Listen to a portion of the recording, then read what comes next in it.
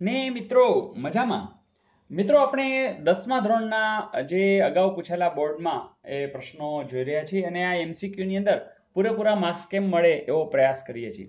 તો મિત્રો પહેલા ચેપ્ટરનો આવું વર્ગમૂળ શોધવાનું વારંવાર પૂછાય છે.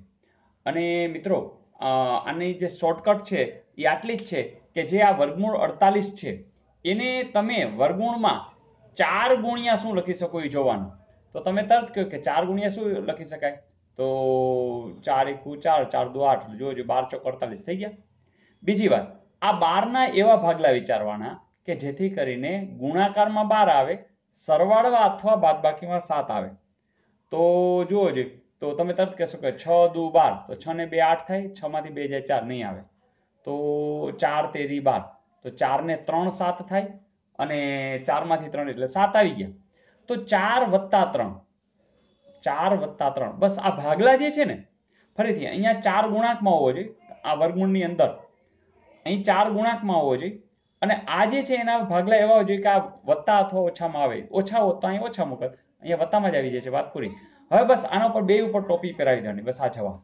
જોજો વર્ગમૂળ 4 એટલે કેટલા? તો તમે કહેશો 2, અને વર્ગમૂળ 3 એટલે વર્ગમૂળ 3. જોજો 2 વર્ગમૂળ 3 એવું છે. યસ, પતી ગયું. તો મિત્રો આવા સમની અંદર કંઈ ખાસ હોતું નથી, માત્ર જાણકારી હશે તો તમે ઝડપથી જવાબ લખી શકશો.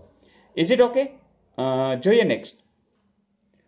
પણ મિત્રો હજી મને લાગે છે એક આપણે વધારે ઉદાહરણ લઈ લઈએ. ધારો કે એમ આપ્યું છે 1 વત્તા વર્ગમૂળમાં એમ કરો 2 વર્ગમૂળ 6, ફરીથી, અને એનું વર્ગમૂળ શોધવાનું છે. શું છે? 1 વત્તા 2 વર્ગમૂળ 6. મિત્રો તમને ખબર છે આ 2 વર્ગમૂળની 12 હોય, ગુણાકારમાં છે, અંદર લઈ જાવ તો શું થઈ જાય? તો 2 દુ ને 4 થઈ જાય, એટલે કે 4 ગુણ્યા 6 થાય.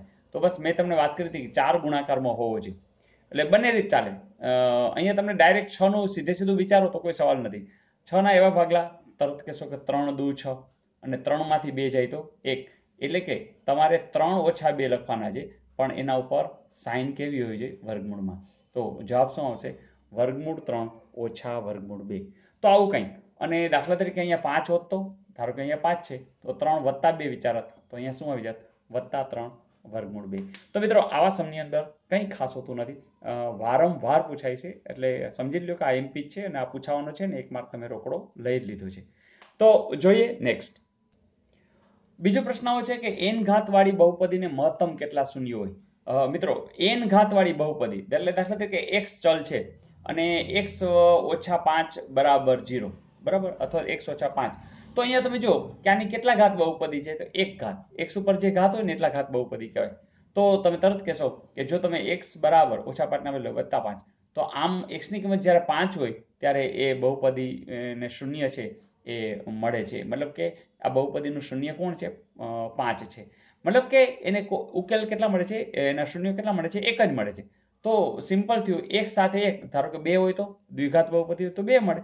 તો એનો અર્થ કે n ઘાત છે, તો જવાબ શું મળશે? n. તો આવું એક નાનકડું ઉદાહરણ વિચારીને પણ તમે ત્યારે ને ત્યારે કરી શકો, અને યાદ તો હવે રાખી જ લેશો કે કદાચ આવું પૂછાય તો તમને આવડી જશે. જોઈએ નેક્સ્ટ. મિત્રો આવું પણ પૂછાયેલું કે એક શહેરમાં ડાયાબિટીસના દર્દીઓની સંખ્યા કોષ્ટકમાં આપેલ છે અને આ પરથી વ્યક્તિ ડાયાબિટીસનો દર્દી છે તેની સંભાવના શોધો. મિત્રો સંભાવના વિશે ખબર છે કે કોની વાત કરવાની છે? કે ડાયાબિટીસના દર્દી. તો કુલ દર્દી જ જોઈ લેવાનું, કારણ કે પુરુષ સ્ત્રીના સંદર્ભે નથી કીધું, ટોટલ દર્દી. તો અહીંયા જ આપણે નજર કરી લઈએ કે દર્દી કેટલા છે. તો દર્દી તમને આપી દીધા છે કેટલા? 6000, બરાબર. અને કુલ સંદર્ભ જે દેવાનો છે કુલ વસ્તી સાથે છે, તો કુલ વસ્તી કેટલી છે?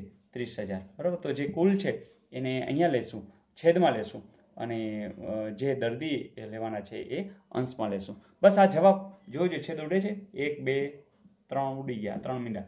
6 ના છેદમાં 6 એકુ 6, 6 પચા 30, તો 1 ના છેદમાં 5 એવું ક્યાંય છે? તમે કહેશો હા સર.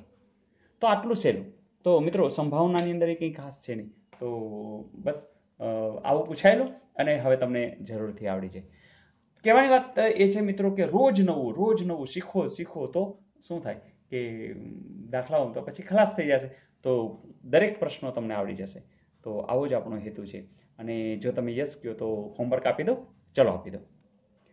મિત્રો પ્રશ્ન આવો હતો કે જો એબીસી ભિન્ન અવિભાજ્ય પૂર્ણાંક હોય તો તેમનો ગુસા અને લસાનો ગુણોત્તર કેટલો થાય? તો અહીં તમને આપ્યા છે એબીસી જેમ 1, 1 જેમ બીસી, 1 જેમ એબીસી, એબીસી જેમ બીસી. તો મિત્રો જરૂર ટ્રાય કરજો, આવડી જ જશે. અવિભાજ્ય સંખ્યા છે, તમને ખબર જ છે, ગુસા લસા બધી ખબર છે. તો મિત્રો ટ્રાય કરો અને જોઈએ કોનો જવાબ સાચો પડે છે. તમારે કોમેન્ટમાં એ જવાબ લખવાનો છે. અને હા, ગઈકાલનું હોમવર્ક પણ જોઈ લઈએ. પ્રશ્ન આવો હતો કે 2x વત્તા 3y બરાબર 7 અને 3x વત્તા 2y બરાબર 3 હોય તો x ઓછા y બરાબર. મિત્રો તમે તરત કહેશો સર આપણે આવું કરી તો 3x વત્તા 2y બરાબર 3 લખીએ પછી આ લખીએ 2x વત્તા 3y બરાબર 7. અને જો આની બાદબાકી કરી તો 3x માંથી 2x છે તો x, એટલે આ ઓછા અને આ ઓછા. 2x માંથી ઓછા 3y એટલે ઓછા y અને 3 ઓછા 7 એટલે ઓછા 4. જોજો આ જે જોઈ છે ઈ છે કે નહીં? તો જવાબ શું આવ્યો? ઓછા 4. તો આ રહ્યું. તો મિત્રો આટલું સહેલું અને આ રીતે તો તમને જરૂર આવડશે. બસ માત્ર ધ્યાન આપો અને આનંદથી કામ કરો. બીજી વાત મિત્રો, તમને ખબર છે ટેલિગ્રામ ચેનલ છે, જે ટેલિગ્રામ તમારે ડાઉનલોડ કરી અને એ એપ છે એ ડાઉનલોડ કરી લેશો તમે તો ગૂગલના પ્લે સ્ટોરની અંદર, તો તમે માત્ર એમાં સર્ચ કરશો NDCSTD10. તો મિત્રો આની અંદર તમામ વિડીયો, બરાબર, સામાજિક વિજ્ઞાન, મેથ્સ બધા આની અંદર હું મૂકતો જઈશ અને તમે આમાંથી સીધા જ માત્ર 10મા ધોરણને ઉપયોગી એવા બધા વિડીયોઝ આની અંદરથી જોતા રહેજો આનંદથી, અને મિત્રોને પણ શેર કરતા રહેજો, જેથી કરીને આ વખતેની બોર્ડની પરીક્ષામાં બધા લોકો ખૂબ સારા ગુણ લાવે. અને ઘણા બધા વિદ્યાર્થીઓ પ્રિલીમાં સરસ ગુણ લાવ્યા, તો હજી આપણી પાસે પૂરતો સમય છે, બસ રોજ કામ કરતા રહીએ. તો મિત્રો wish you all the best, તમારી કોમેન્ટની રાહ સાથે. આવજો.